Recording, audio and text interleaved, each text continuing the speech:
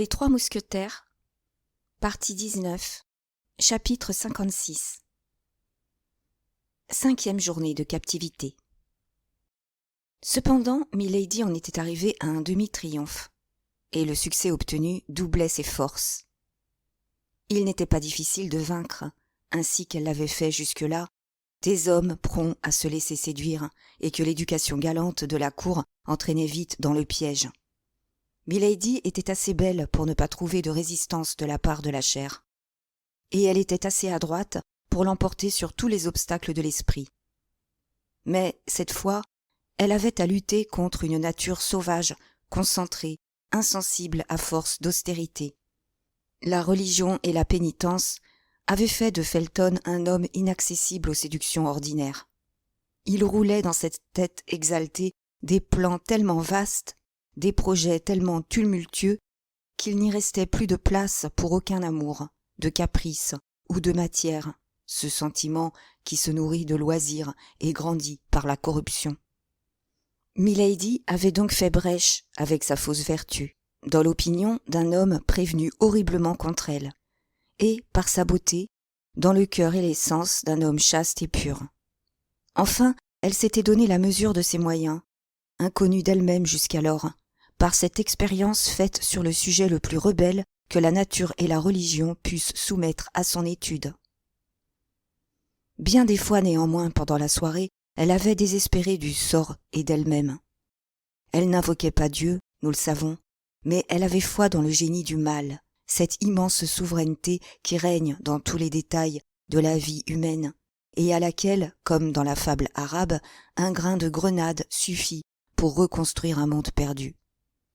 Milady, bien préparée à recevoir Felton, put dresser ses batteries pour le lendemain.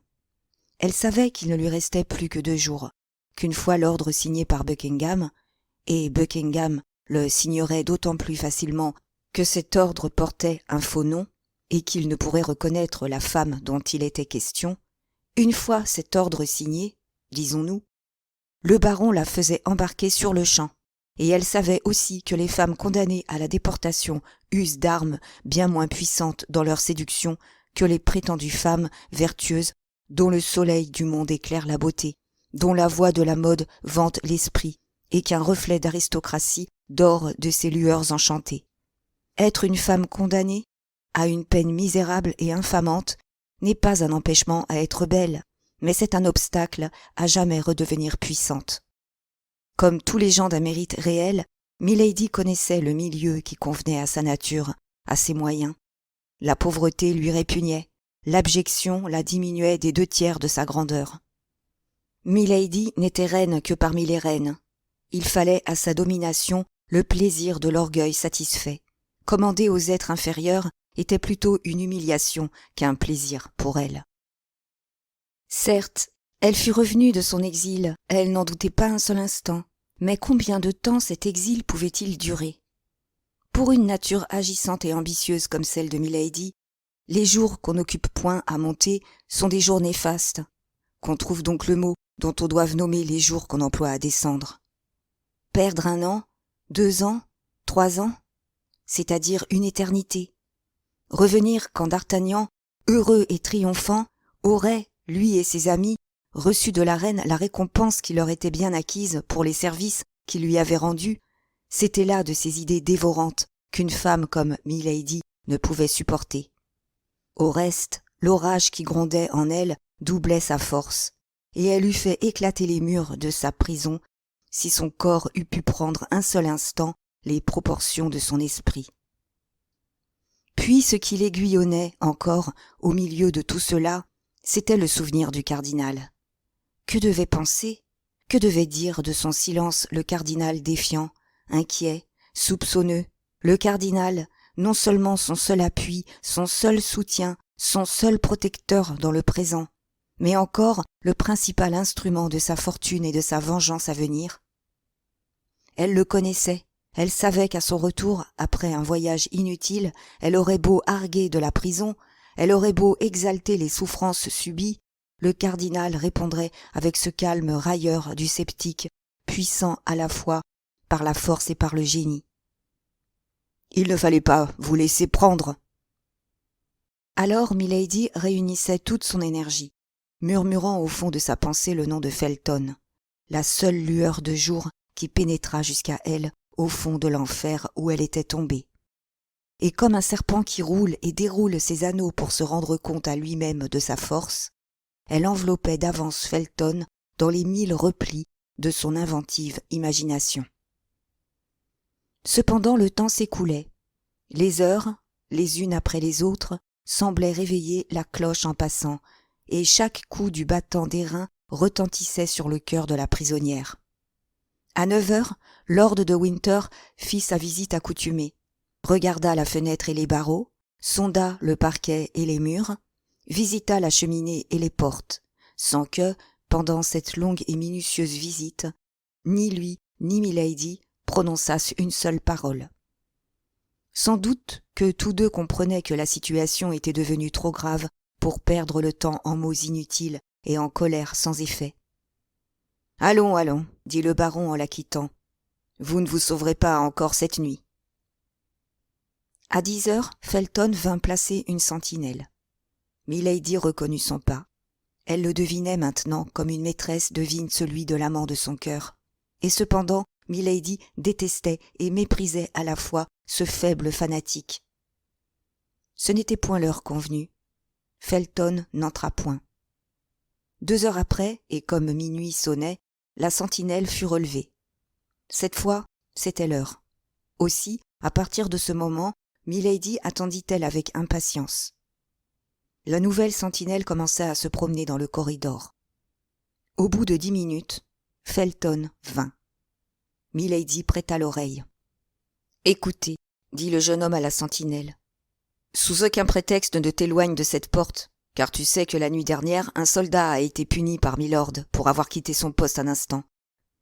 Et cependant, c'est moi qui, pendant sa courte absence, avais veillé à sa place. »« Oui, je le sais, dit le soldat. Je te recommande donc la plus exacte surveillance. Moi, ajouta-t-il, je vais rentrer pour visiter une seconde fois la chambre de cette femme, qui a, j'en ai peur, de sinistres projets sur elle-même, et que j'ai reçu l'ordre de surveiller. Bon, murmura Milady, voilà l'austère puritain qui ment. Quant au soldat, il se contenta de sourire. Peste, mon lieutenant, dit-il, vous n'êtes pas malheureux d'être chargé de commission pareille, surtout si Milord vous a autorisé à regarder jusque dans son lit. Felton rougit. Dans toute autre circonstance, il eût réprimandé le soldat qui se permettait une pareille plaisanterie. Mais sa conscience murmurait trop haut pour que sa bouche osât parler. « Si j'appelle, dit-il, viens. De même que si l'on vient, appelle-moi. »« Oui, mon lieutenant, » dit le soldat. Felton entra chez Milady. Milady se leva. « Vous voilà, dit-elle. »« Je vous avais promis de venir, » dit Felton, « et je suis venu. »« Vous m'avez promis autre chose encore. »« Quoi donc ? Mon Dieu, dit le jeune homme, qui malgré son empire sur lui-même, sentait ses genoux trembler et la sueur poindre sur son front. Vous avez promis de m'apporter un couteau, et de me le laisser après notre entretien. Ne parlez pas de cela, madame, dit Felton. Il n'y a pas de situation, si terrible qu'elle soit, qui autorise une créature de Dieu à se donner la mort. J'ai réfléchi que jamais je ne devais me rendre coupable d'un pareil péché. Ah, vous avez réfléchi, dit la prisonnière en s'asseyant sur son fauteuil avec un sourire de dédain. Et moi aussi, j'ai réfléchi. À quoi? Que je n'avais rien à dire à un homme qui ne tenait pas sa parole. Oh mon Dieu, murmura Felton. Vous pouvez vous retirer, dit Milady. Je ne parlerai pas. Voilà le couteau, dit Felton, tirant de sa poche l'arme que, selon sa promesse, il avait apportée, mais qu'il hésitait à remettre à sa prisonnière. Voyons-le, dit Milady. Pourquoi faire? Sur l'honneur, je vous le rends à l'instant même. Vous le poserez sur cette table, et vous resterez entre lui et moi.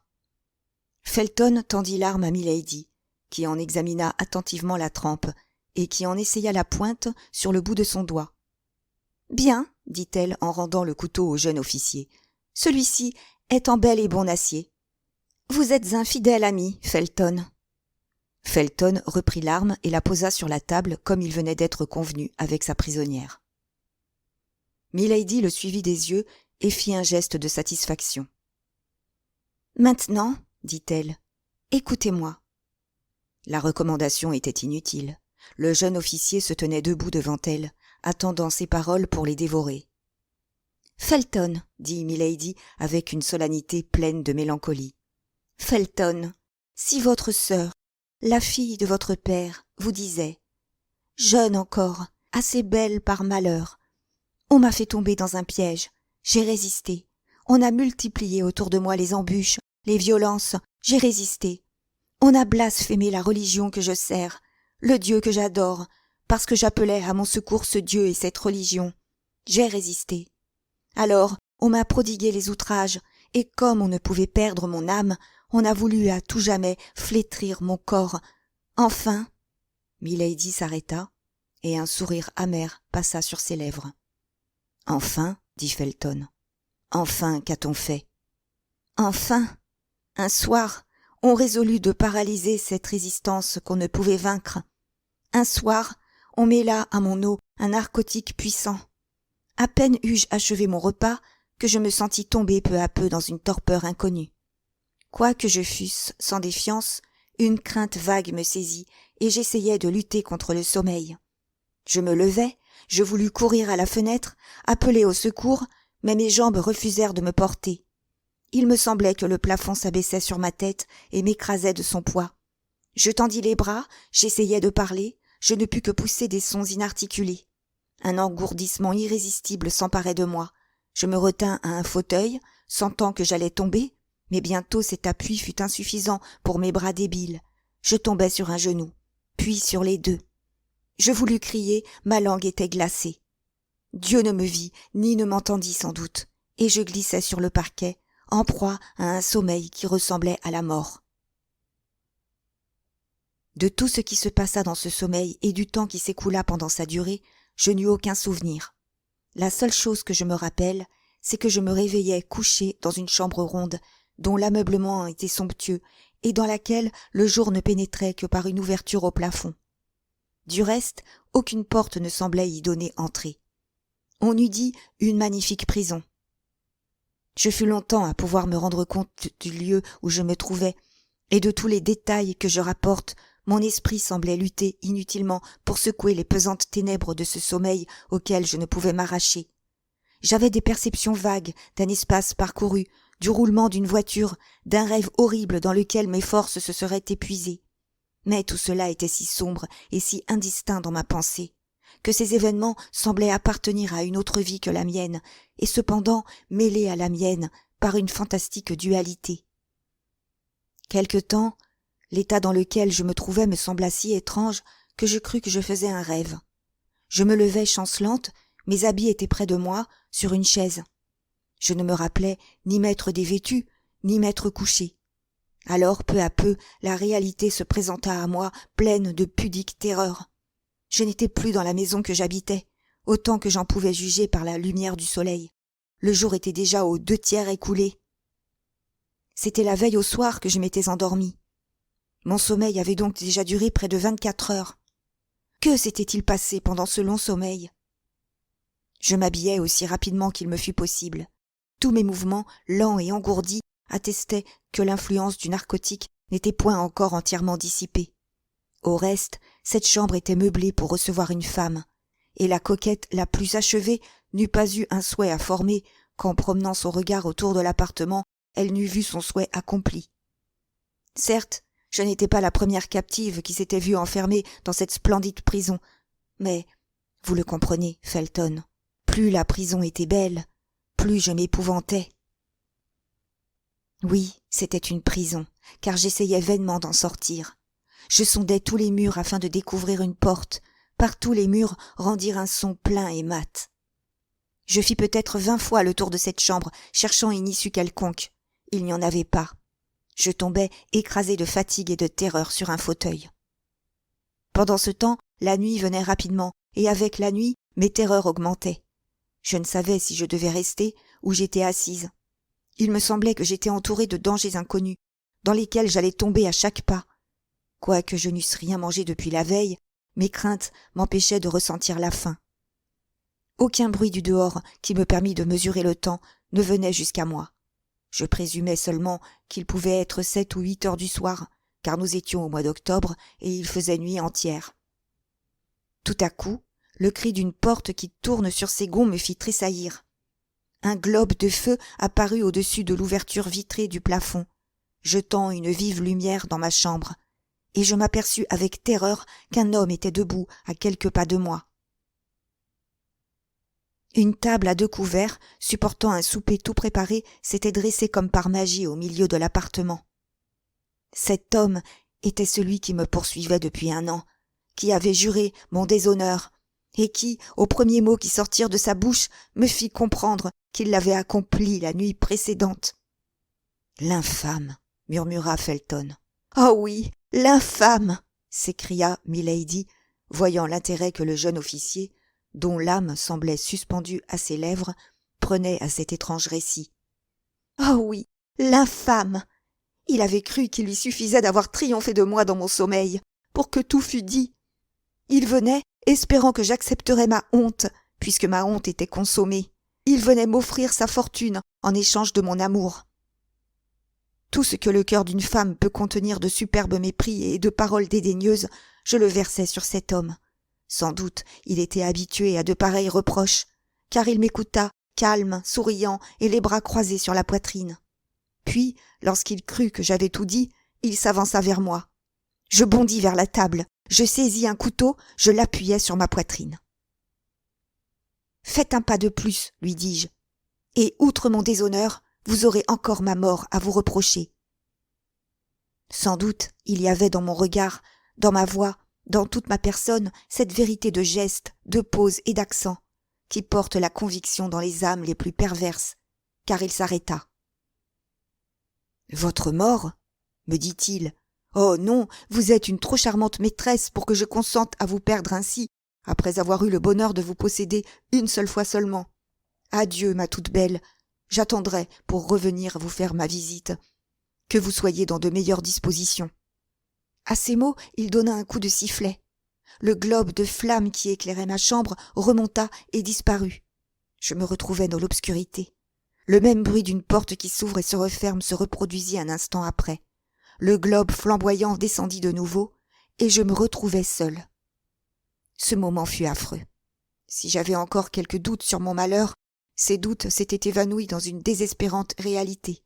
J'étais au pouvoir d'un homme que non seulement je détestais, mais que je méprisais, d'un homme capable de tout et qui m'avait déjà donné une preuve fatale de ce qu'il pouvait oser.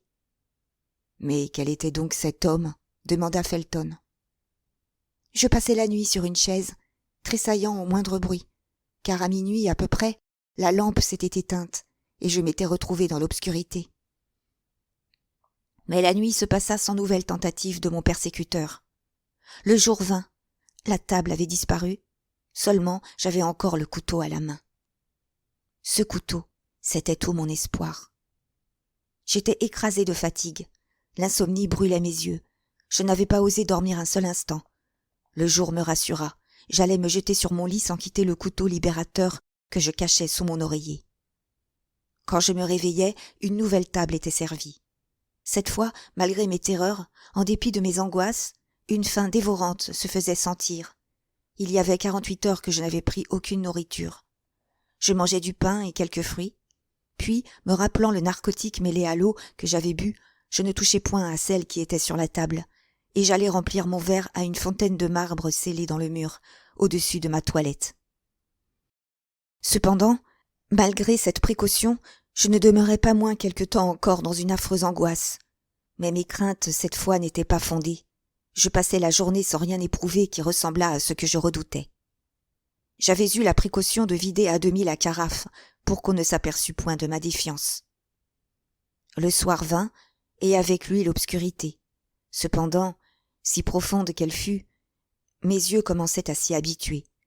Je vis, au milieu des ténèbres, la table s'enfoncer dans le plancher.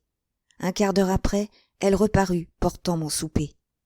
Un instant après, grâce à la même lampe, ma chambre s'éclaira de nouveau. J'étais résolue à ne manger que des objets auxquels il était impossible de mêler aucun somnifère.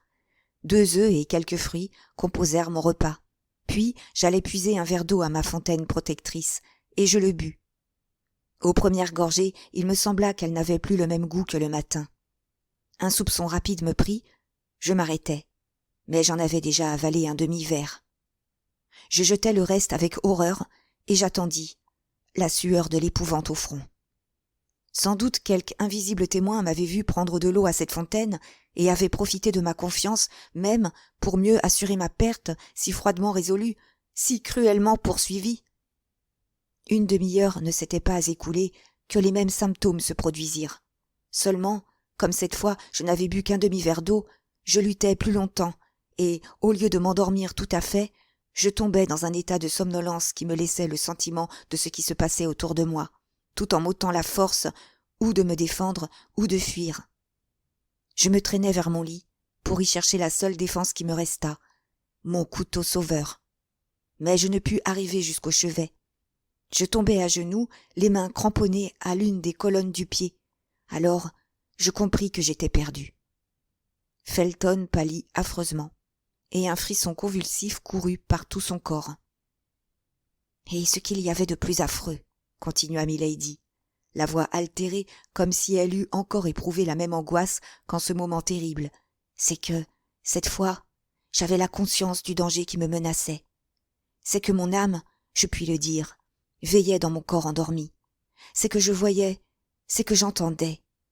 Il est vrai que tout cela était comme dans un rêve, mais ce n'en était que plus effrayant. Je vis la lampe qui remontait et qui peu à peu me laissait dans l'obscurité. Puis j'entendis le cri si bien connu de cette porte, quoique cette porte ne se fût ouverte que 2 fois. Je sentis instinctivement qu'on s'approchait de moi.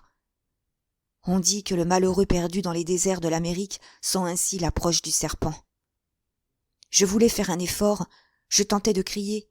Par une incroyable énergie de volonté, je me relevai même, mais pour retomber aussitôt, et retomber dans les bras de mon persécuteur.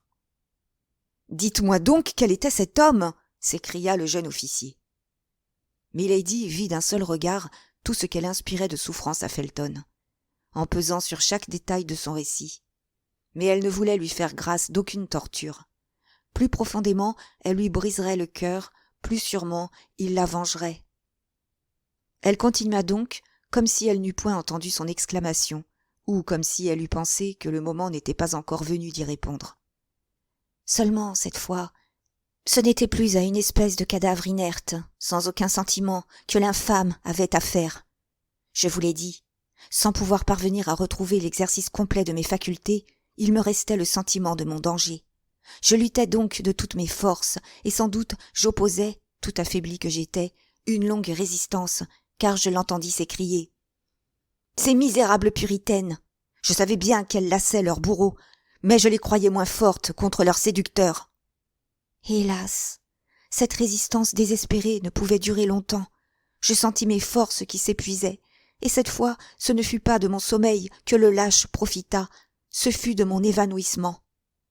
Felton écoutait sans faire entendre autre chose qu'une espèce de rugissement sourd. Seulement la sueur ruisselait sur son front de marbre, et sa main cachée sous son habit déchirait sa poitrine. Mon premier mouvement, en revenant à moi, fut de chercher sous mon oreiller ce couteau que je n'avais pu atteindre. S'il n'avait point servi à la défense, il pouvait au moins servir à l'expiation. Mais en prenant ce couteau, Felton, une idée terrible me vint. J'ai juré de tout vous dire, et je vous dirai tout. Je vous ai promis la vérité, je la dirai, dût-elle me perdre. L'idée vous vint de vous venger de cet homme, n'est-ce pas? S'écria Felton. Eh bien oui, dit Milady. Cette idée n'était pas d'une chrétienne, je le sais. Sans doute cet éternel ennemi de notre âme, ce lion rugissant sans cesse autour de nous, la soufflait à mon esprit. Enfin, que vous dirais-je, Felton? Continua Milady du ton d'une femme qui s'accuse d'un crime. Cette idée me vint, et ne me quitta plus sans doute. C'est de cette pensée homicide que je porte aujourd'hui la punition. Continuez, continuez, dit Felton, j'ai hâte de vous voir arriver à la vengeance. Oh, je résolus qu'elle aurait lieu le plus tôt possible. Je ne doutais pas qu'il ne revînt la nuit suivante. Dans le jour, je n'avais rien à craindre. Aussi, quand vint l'heure du déjeuner, je n'hésitai pas à manger et à boire. J'étais résolue à faire semblant de souper, mais à ne rien prendre. Je devais donc, par la nourriture du matin, combattre le jeûne du soir. Seulement je cachai un verre d'eau soustraite à mon déjeuner, la soif ayant été ce qui m'avait le plus fait souffrir quand j'étais demeurée 48 heures sans boire ni manger. La journée s'écoula sans avoir d'autre influence sur moi que de m'affermir dans la résolution prise. Seulement, j'eus soin que mon visage ne trahît en rien la pensée de mon cœur, car je ne doutais pas que je ne fusse observée. Plusieurs fois même, je sentis un sourire sur mes lèvres. Felton, je n'ose pas vous dire à quelle idée je souriais. Vous me prendriez en horreur. Continuez, continuez, dit Felton. Vous voyez bien que j'écoute et que j'ai hâte d'arriver. Le soir vint. Les événements ordinaires s'accomplirent. Pendant l'obscurité, comme d'habitude, mon souper fut servi. Puis la lampe s'alluma, et je me mis à table. Je mangeai quelques fruits seulement. Je fis semblant de me verser de l'eau de la carafe, mais je ne bus que celle que j'avais conservée dans mon verre. La substitution, au reste, fut faite assez adroitement pour que mes espions, si j'en avais, ne conçussent aucun soupçon. Après le souper, je donnai les mêmes marques d'engourdissement que la veille, mais cette fois, comme si je succombais à la fatigue ou comme si je me familiarisais avec le danger, je me traînai vers mon lit et je fis semblant de m'endormir. Cette fois, j'avais retrouvé mon couteau sous l'oreiller, et tout en feignant de dormir, ma main serrait convulsivement la poignée. 2 heures s'écoulèrent sans qu'il se passât rien de nouveau. Cette fois, oh mon Dieu! Qui m'eût dit cela la veille? Je commençais à craindre qu'il ne vînt pas. Enfin, je vis la lampe s'élever doucement et disparaître dans les profondeurs du plafond. Ma chambre s'emplit de ténèbres, mais je fis un effort pour percer du regard l'obscurité. 10 minutes à peu près se passèrent. Je n'entendais d'autre bruit que celui du battement de mon cœur. J'implorai le ciel pour qu'il vînt. Enfin, j'entendis le bruit si connu de la porte qui s'ouvrait et se refermait. J'entendis, malgré l'épaisseur du tapis, un pas qui faisait crier le parquet. Je vis, malgré l'obscurité, une ombre qui approchait de mon lit. « Hâtez-vous, hâtez-vous, dit Felton. Ne voyez-vous pas que chacune de vos paroles me brûle comme du plomb fondu ?» Alors, continua Milady, alors je réunis toutes mes forces. Je me rappelai que le moment de la vengeance, ou plutôt de la justice, avait sonné. Je me regardais, comme une autre Judith. Je me ramassai sur moi-même, mon couteau à la main, et quand je le vis près de moi, étendant les bras pour chercher sa victime, alors, avec le dernier cri de la douleur et du désespoir, je le frappai au milieu de la poitrine. Le misérable, il avait tout prévu. Sa poitrine était couverte d'une cotte de mailles. Le couteau s'émoussa. « Ah !» s'écria-t-il en me saisissant le bras et en m'arrachant l'arme qui m'avait si mal servi. « Vous en voulez à ma vie, ma belle puritaine. Mais c'est plus que de la haine, cela, c'est de l'ingratitude. Allons, allons, calmez-vous, ma belle enfant. J'avais cru que vous étiez adoucie. Je ne suis pas de ces tyrans qui gardent les femmes de force. Vous ne m'aimez pas, j'en doutais, avec ma fatuité ordinaire. Maintenant, j'en suis convaincue. Demain, vous serez libre. » Je n'avais qu'un désir, c'était qu'il me tuât. « Prenez garde, lui dis-je, car ma liberté c'est votre déshonneur. Oui, car, à peine sorti d'ici, je dirai tout, je dirai la violence dont vous avez usé envers moi, je dirai ma captivité. Je dénoncerai ce palais d'infamie. Vous êtes bien haut placé, milord, mais tremblez. Au-dessus de vous, il y a le roi, au-dessus du roi, il y a Dieu. » Si maître qu'il parut de lui, mon persécuteur laissa échapper un mouvement de colère. Je ne pouvais voir l'expression de son visage, mais j'avais senti frémir son bras sur lequel était posée ma main. « Alors, vous ne sortirez pas d'ici, dit-il. »« Bien, bien, m'écriai-je, alors le lieu de mon supplice sera aussi celui de mon tombeau. Bien, je mourrai ici, et vous verrez si un fantôme qui accuse n'est pas plus terrible encore qu'un vivant qui menace. » On ne vous laissera aucune arme.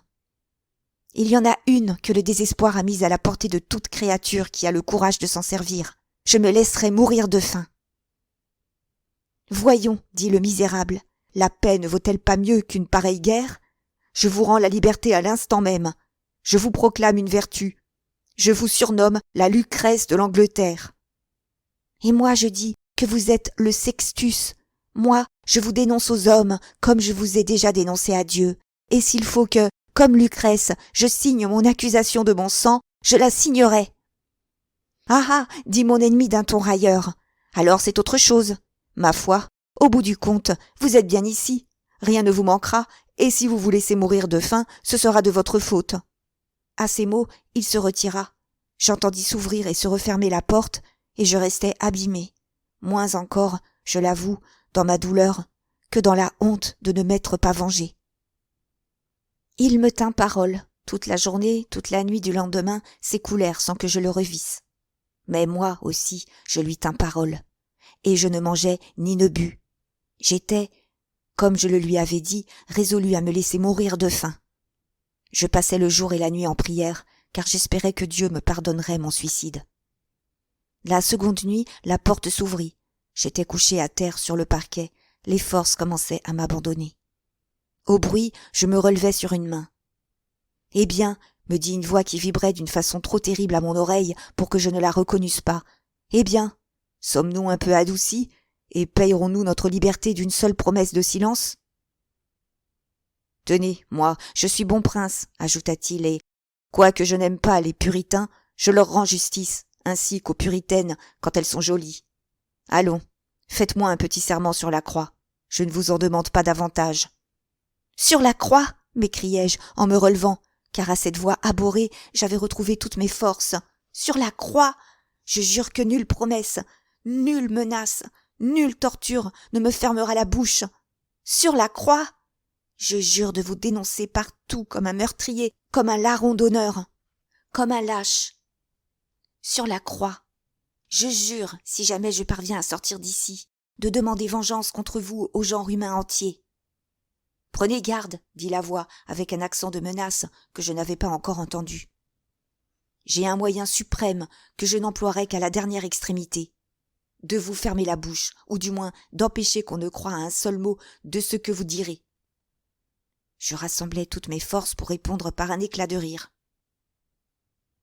Il vit que c'était entre nous désormais une guerre éternelle, une guerre à mort. « Écoutez, dit-il, je vous donne encore le reste de cette nuit et la journée de demain. Réfléchissez. Promettez de vous taire, la richesse, la considération, les honneurs même vous entoureront. Menacez de parler et je vous condamne à l'infamie. »« Vous !» m'écriai-je, « vous !»« À l'infamie éternelle, ineffaçable. »« Vous !» répétai-je. « Oh, je vous le dis, Felton, je le croyais insensé. »« Oui, moi, » reprit-il. « Ah, laissez-moi, lui dis-je, sortez, si vous ne voulez pas qu'à vos yeux, je me brise la tête contre la muraille. »« C'est bien, reprit-il, vous le voulez. À demain soir. »« À demain soir, répondis-je, en me laissant tomber et en mordant le tapis de rage.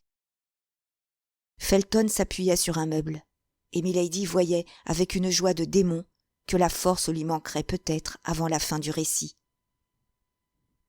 Chapitre 57. Un moyen de tragédie classique. Après un moment de silence employé par Milady à observer le jeune homme qui l'écoutait, elle continua son récit. « Il y avait près de 3 jours que je n'avais ni bu ni mangé. Je souffrais des tortures atroces. Parfois, il me passait comme des nuages qui me serraient le front, qui me voilaient les yeux. C'était le délire. Le soir vint. J'étais si faible qu'à chaque instant je m'évanouissais, et à chaque fois que je m'évanouissais, je remerciais Dieu, car je croyais que j'allais mourir. Au milieu de l'un de ces évanouissements, j'entendis la porte s'ouvrir. La terreur se rappela à moi.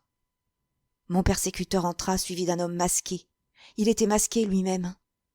Mais je reconnus son pas. Je reconnus cet air imposant que l'enfer a donné à sa personne pour le malheur de l'humanité.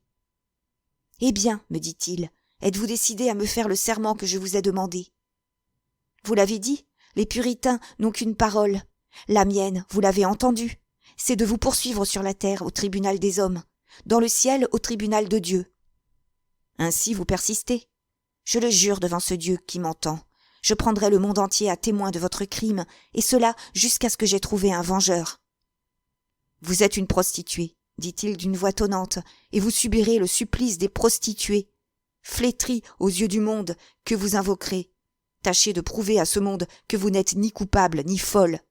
Puis, s'adressant à l'homme qui l'accompagnait, « Bourreau, dit-il, fais ton devoir. »« Oh, son nom, s'écria Felton. « Son nom, dites-le-moi. » Alors, malgré mes cris, malgré ma résistance, car je commençais à comprendre qu'il s'agissait pour moi de quelque chose de pire que la mort, le bourreau me saisit, me renversa sur le parquet, me meurtrit de ses étreintes, et suffoqué par les sanglots, presque sans connaissance, invoquant Dieu, qui ne m'écoutait pas, je poussai tout à coup un effroyable cri de douleur et de honte. Un fer brûlant, un fer rouge, le fer du bourreau, s'était imprimé sur mon épaule. Felton poussa un rugissement. « Tenez, dit Milady, en se levant alors avec une majesté de reine. « Tenez, Felton, voyez comment on a inventé un nouveau martyr pour la jeune fille pure et cependant victime de la brutalité d'un scélérat. Apprenez à connaître le cœur des hommes, et désormais faites-vous moins facilement l'instrument de leurs injustes vengeances. » Milady, d'un geste rapide, ouvrit sa robe, déchira la batiste qui couvrait son sein, et, rouge d'une feinte colère et d'une honte jouée, montra au jeune homme l'empreinte ineffaçable qui déshonorait cette épaule si belle. « Mais, s'écria Felton, c'est une fleur de lys que je vois là. »« Et voilà, justement, où est l'infamie, répondit Milady. « La flétrissure d'Angleterre. Il fallait prouver quel tribunal me l'avait imposée, et j'aurais fait un appel public à tous les tribunaux du royaume. Mais la flétrissure de France, oh, par elle, j'étais bien réellement flétrie. » C'en était trop pour Felton. Pâle, immobile, écrasé par cette révélation effroyable, ébloui par la beauté surhumaine de cette femme qui se dévoilait à lui avec une impudeur qu'il trouva sublime, il finit par tomber à genoux devant elle, comme faisaient les premiers chrétiens devant ces pures et saintes martyrs que la persécution des empereurs livrait dans le cirque à la sanguinaire lubricité des populaces. La flétrissure disparut, la beauté seule resta. « Pardon, pardon !» s'écria Felton. « Oh, pardon !» Milady lut dans ses yeux. Amour, amour. « Pardon de quoi ?» demanda-t-elle. « Pardon de m'être joint à vos persécuteurs. » Milady lui tendit la main. « Si belle, si jeune !» s'écria Felton en couvrant cette main de baisers. Milady laissa tomber sur lui un de ces regards qui d'un esclave font un roi. Felton était puritain. Il quitta la main de cette femme pour baiser ses pieds. Il ne l'aimait déjà plus, il l'adorait. Quand cette crise fut passée, quand Milady parut avoir recouvré son sang-froid, qu'elle n'avait jamais perdu, lorsque Felton eut vu se refermer sous le voile de la chasteté ces trésors d'amour qu'on ne lui cachait si bien que pour les lui faire désirer plus ardemment. « Ah, maintenant, dit-il, je n'ai plus qu'une chose à vous demander, c'est le nom de votre véritable bourreau. Car, pour moi, il n'y en a qu'un. L'autre était l'instrument, voilà tout. »« Et quoi, frère ?» s'écria Milady. « Il faut encore que je te le nomme, et tu ne l'as pas deviné ?»« Quoi ?» reprit Felton. « Lui ? Encore lui ? Toujours lui ? Quoi ? Le vrai coupable ?»« Le vrai coupable, dit Milady, c'est le ravageur de l'Angleterre, le persécuteur des vrais croyants, le lâche ravisseur de l'honneur de tant de femmes, celui qui, pour un caprice de son cœur corrompu, va faire verser tant de sang à 2 royaumes, qui protège les protestants aujourd'hui et qui les trahira demain. Buckingham !»« C'est donc Buckingham !» s'écria Felton, exaspéré. Milady cacha son visage dans ses mains, comme si elle n'eût pu supporter la honte que lui rappelait ce nom. « Buckingham, le bourreau de cette angélique créature !» s'écria Felton. « Et tu ne l'as pas foudroyé, mon Dieu, et tu l'as laissé noble, honoré, puissant, pour notre perte à tous !»« Dieu abandonne qui s'abandonne lui-même, » dit Milady. Mais il veut donc attirer sur sa tête le châtiment réservé aux maudits, continua Felton avec une exaltation croissante. Il veut donc que la vengeance humaine prévienne la justice céleste. Les hommes le craignent et l'épargnent. Oh, moi, dit Felton, je ne le crains pas et je ne l'épargnerai pas. Milady sentit son âme baignée d'une joie infernale. Mais comment Lord de Winter, mon protecteur, mon père, demanda Felton, se trouve-t-il mêlé à tout cela? Écoutez, Felton, reprit Milady, car à côté des hommes lâches et méprisables, il est encore des natures grandes et généreuses. J'avais un fiancé, un homme que j'aimais et qui m'aimait, un cœur comme le vôtre, Felton, un homme comme vous. Je vins à lui et je lui racontai tout. Il me connaissait, celui-là, et ne douta point un instant. C'était un grand seigneur, c'était un homme en tout point légal de Buckingham. Il ne dit rien, il ceignit seulement son épée, s'enveloppa de son manteau et se rendit à Buckingham Palace. Oui, oui, dit Felton, je comprends. Quoique, avec de pareils hommes, ce ne soit pas l'épée qu'il faille employer, mais le poignard. Buckingham était parti depuis la veille, envoyé comme ambassadeur en Espagne, où il fallait demander la main de l'infante pour le roi Charles Ier, qui n'était alors que le prince de Galles. Mon fiancé revint. Écoutez, me dit-il, cet homme est parti, et pour le moment, par conséquent, il échappe à ma vengeance. Mais en attendant, soyons unis, comme nous devions l'être. Puis, rapportez-vous-en à Lord de Winter pour soutenir son honneur et celui de sa femme. Lord de Winter, s'écria Felton. Oui, dit Milady, Lord de Winter. Et maintenant, vous devez tout comprendre, n'est-ce pas?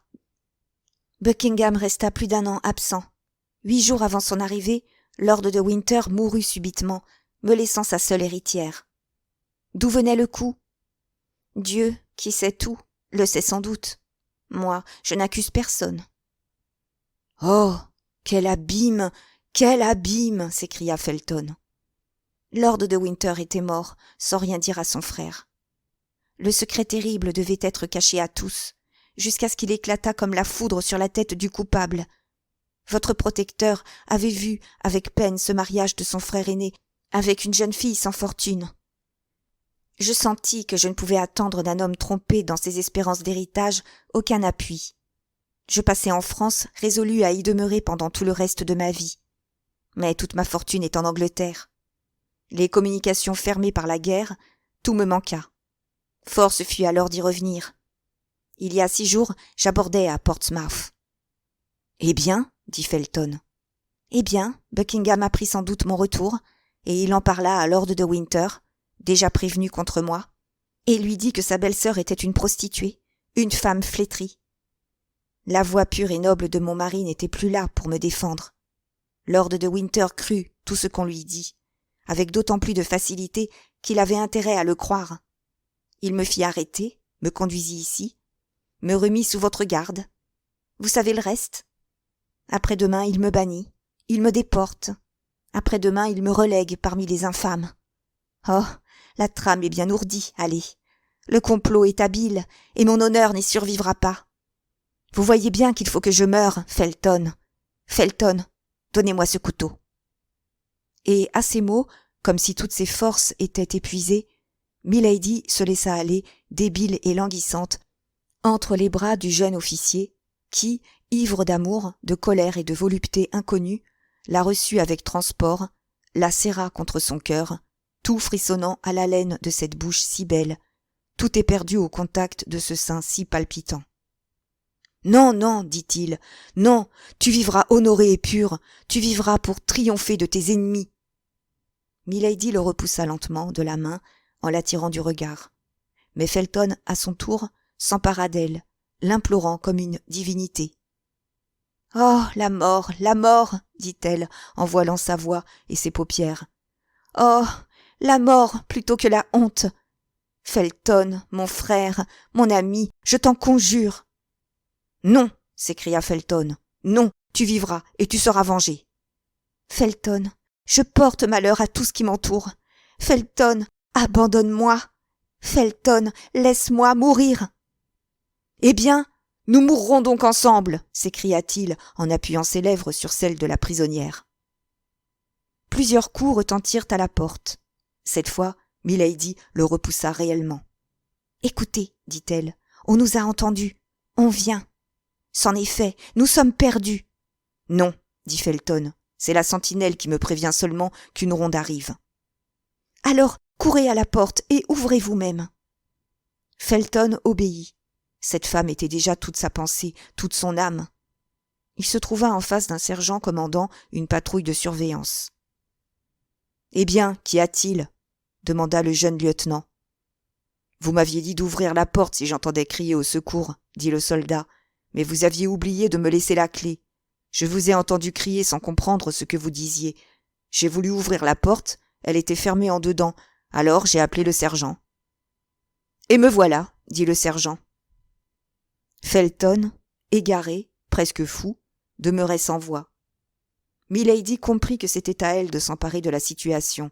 Elle courut à la table et prit le couteau qu'y avait déposé Felton. « Et de quel droit voulez-vous m'empêcher de mourir ?» dit-elle. « Grand Dieu !» s'écria Felton en voyant le couteau luire à sa main. En ce moment, un éclat de rire ironique retentit dans le corridor. Le baron, attiré par le bruit, en robe de chambre, son épée sous le bras, se tenait debout sur le seuil de la porte. « Ah ah !» dit-il, « nous voici au dernier acte de la tragédie. Vous le voyez, Felton, le drame a suivi toutes les phrases que j'avais indiquées. Mais soyez tranquille, le sang ne coulera pas. » Milady comprit qu'elle était perdue si elle ne donnait pas à Felton une preuve immédiate et terrible de son courage. « Vous vous trompez, milord, le sang coulera, et puisse ce sang retomber sur ceux qui le font couler. » Felton jeta un cri et se précipita vers elle. Il était trop tard. Milady s'était frappée. Mais le couteau avait rencontré, heureusement, nous devrions dire adroitement, le busc de fer qui, à cette époque, défendait comme une cuirasse la poitrine des femmes. Il avait glissé en déchirant la robe et avait pénétré de biais entre la chair et les côtes. La robe de Milady n'en fut pas moins tachée de sang en une seconde. Milady était tombée à la renverse et semblait évanouie. Felton arracha le couteau. « Voyez, milord, dit-il d'un air sombre, voici une femme qui était sous ma garde et qui s'est tuée. »« Soyez tranquille, Felton, dit lord de Winter, elle n'est pas morte. Les démons ne meurent pas si facilement. Soyez tranquille et allez m'attendre chez moi. »« Mais, milord, allez, je vous l'ordonne. » À cette injonction de son supérieur, Felton obéit. Mais, en sortant, il mit le couteau dans sa poitrine. Quant à lord de Winter, il se contenta d'appeler la femme qui servait Milady et, lorsqu'elle fut venue, lui recommandant la prisonnière toujours évanouie, il la laissa seule avec elle.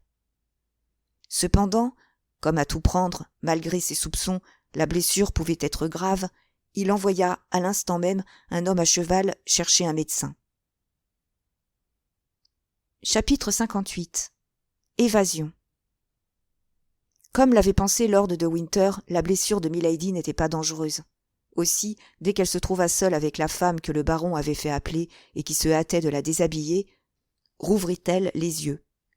Cependant, il fallait jouer la faiblesse et la douleur. Ce n'était pas chose difficile pour une comédienne comme Milady.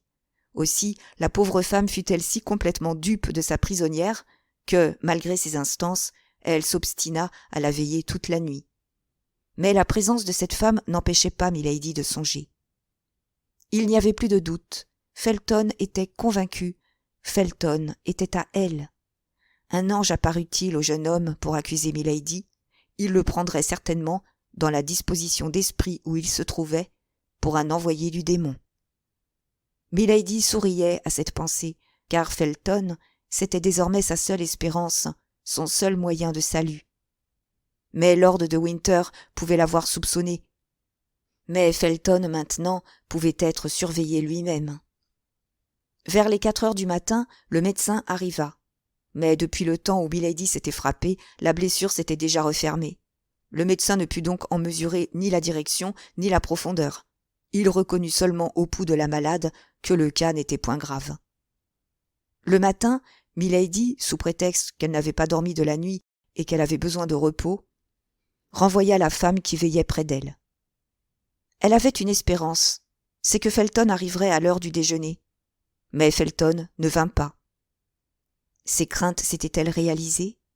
Felton, soupçonné par le baron, allait-il lui manquer au moment décisif? Elle n'avait plus qu'1 jour. Lord de Winter lui avait annoncé son embarquement pour le 23 et l'on était arrivé au matin du 22. Néanmoins, elle attendit encore assez patiemment jusqu'à l'heure du dîner. Quoiqu'elle n'eût pas mangé le matin, le dîner fut apporté à l'heure habituelle.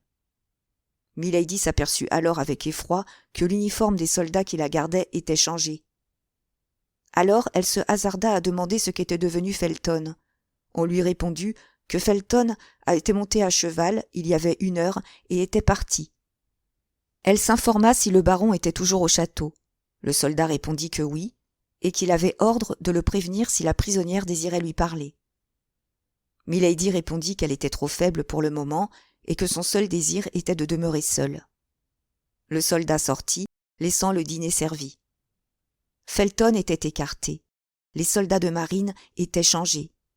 On se défiait donc de Felton. C'était le dernier coup porté à la prisonnière. Restée seule, elle se leva. Ce lit où elle se tenait par prudence et pour qu'on la crût gravement blessée, la brûlait comme un brasier ardent. Elle jeta un coup d'œil sur la porte.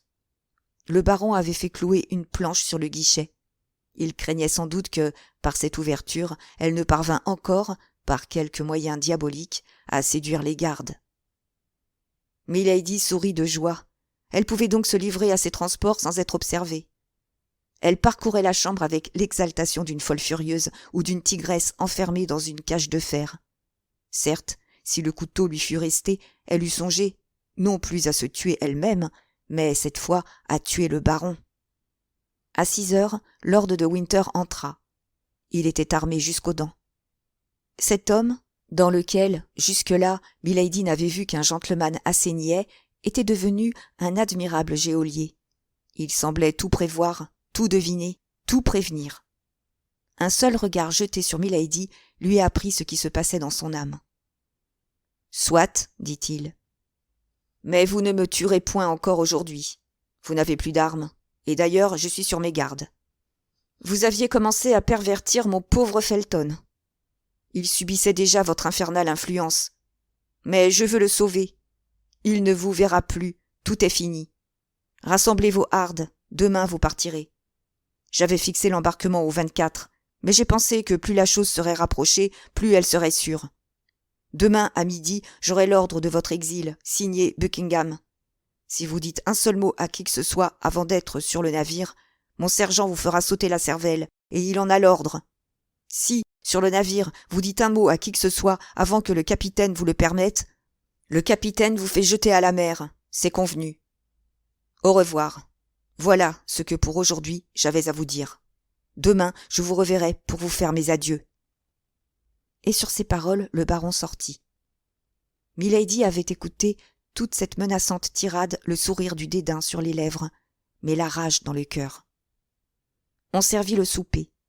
Milady sentit qu'elle avait besoin de force. Elle ne savait pas ce qui pouvait se passer pendant cette nuit, qui s'approchait menaçante, car de gros nuages roulaient au ciel et des éclairs lointains annonçaient un orage. L'orage éclata vers les 10 heures du soir.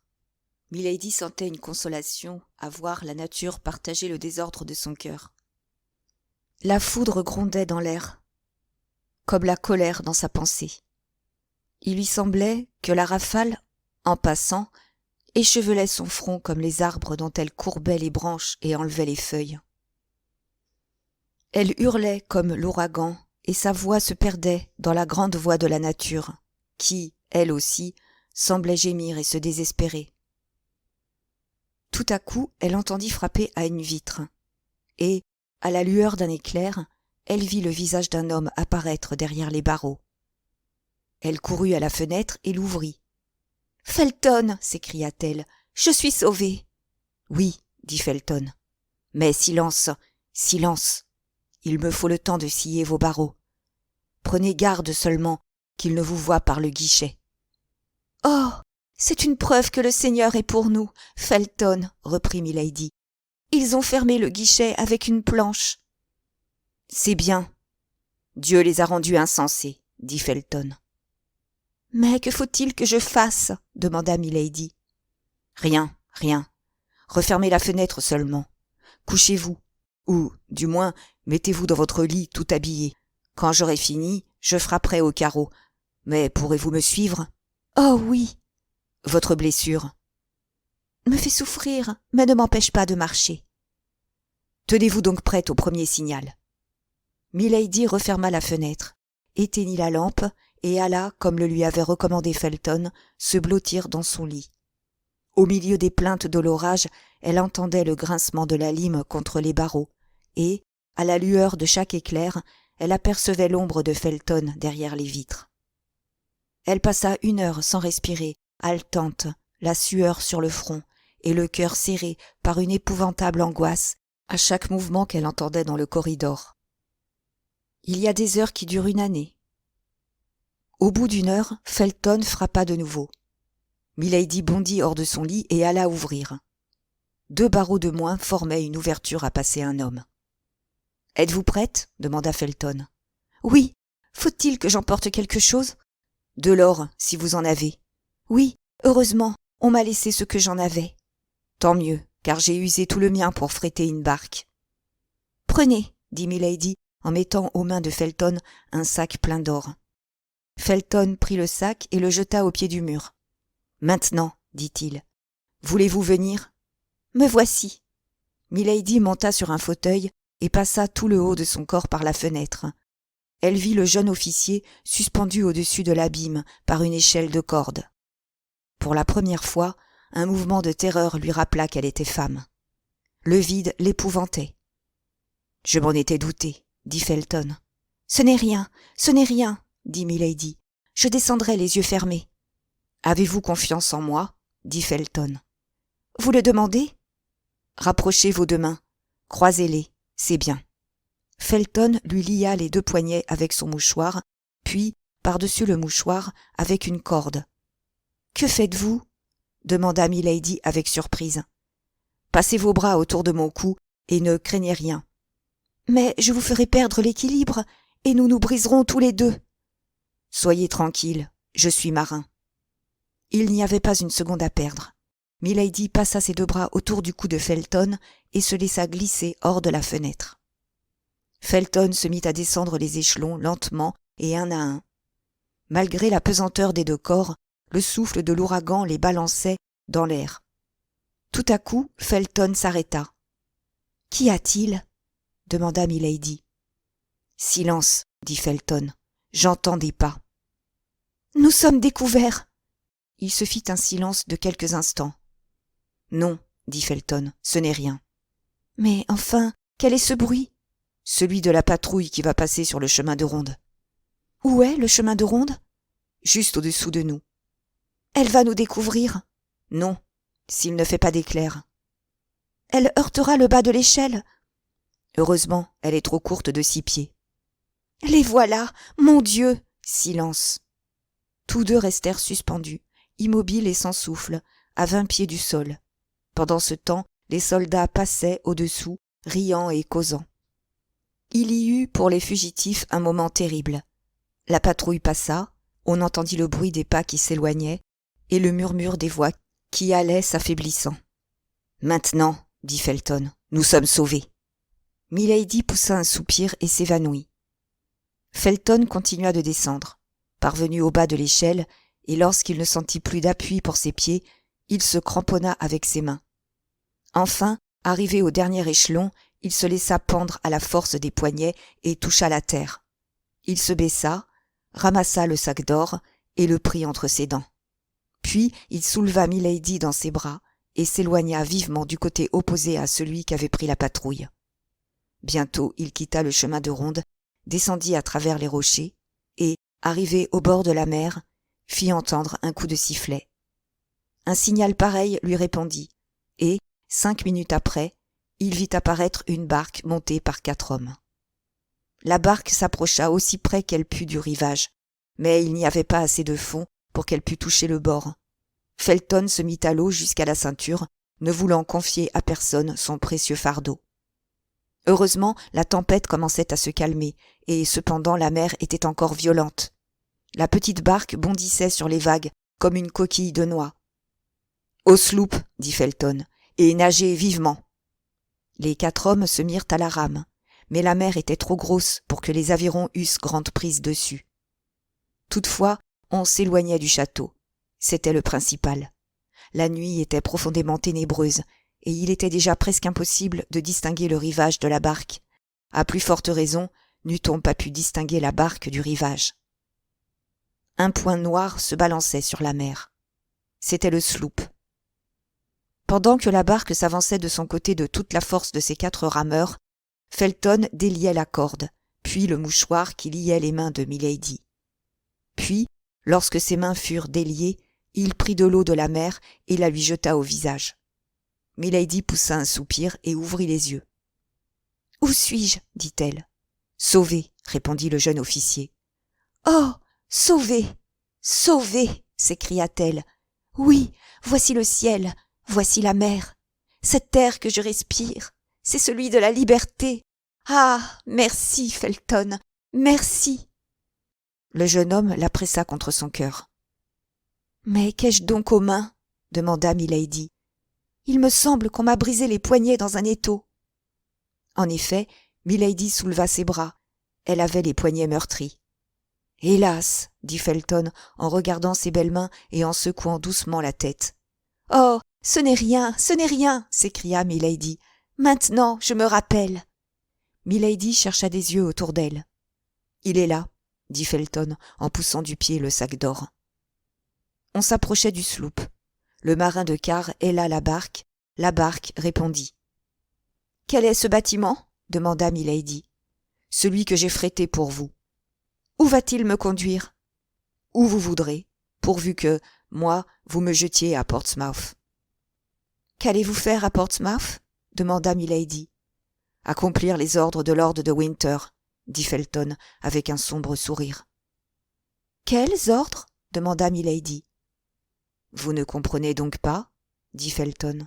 « Non, expliquez-vous, je vous en prie. »« Comme il se défiait de moi, il a voulu vous garder lui-même, et m'a envoyé à sa place faire signer à Buckingham l'ordre de votre déportation. »« Mais s'il se défiait de vous, comment vous a-t-il confié cet ordre ?»« Étais-je censé savoir ce que je portais ? » ?»« C'est juste.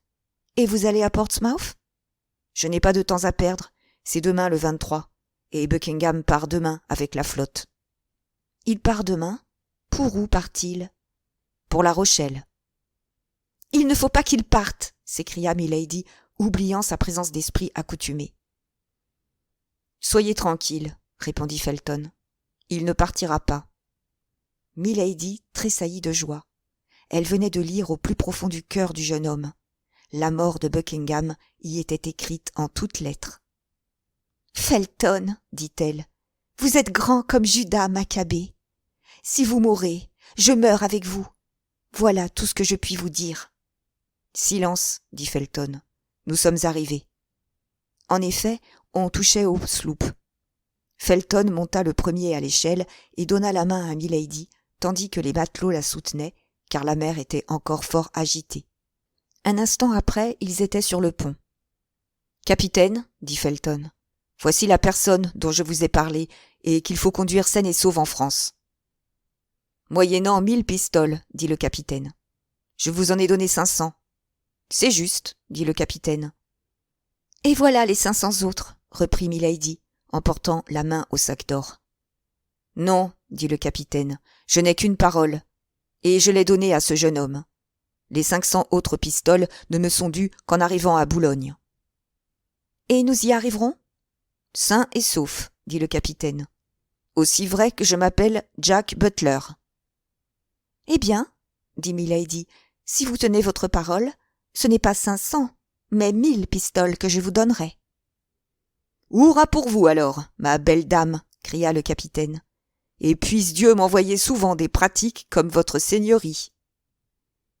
En attendant, dit Felton, conduisez-nous dans la petite baie de Chichester, en avant de Portsmouth.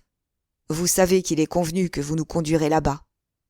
Le capitaine répondit en commandant la manœuvre nécessaire, et vers les 7 heures du matin, le petit bâtiment jetait l'ancre dans la baie désignée. Pendant cette traversée, Felton avait tout raconté à Milady. Comment, au lieu d'aller à Londres, il avait frété le petit bâtiment, comment il était revenu, comment il avait escaladé la muraille en plaçant dans les interstices des pierres, à mesure qu'il montait, des crampons pour assurer ses pieds, et comment, enfin, arrivé au barreau, il avait attaché l'échelle. Milady savait le reste. De son côté, Milady essaya d'encourager Felton dans son projet, mais aux premiers mots qui sortirent de sa bouche, elle vit bien que le jeune fanatique avait plutôt besoin d'être modéré que d'être affermi. Il fut convenu que Milady attendrait Felton jusqu'à 10 heures.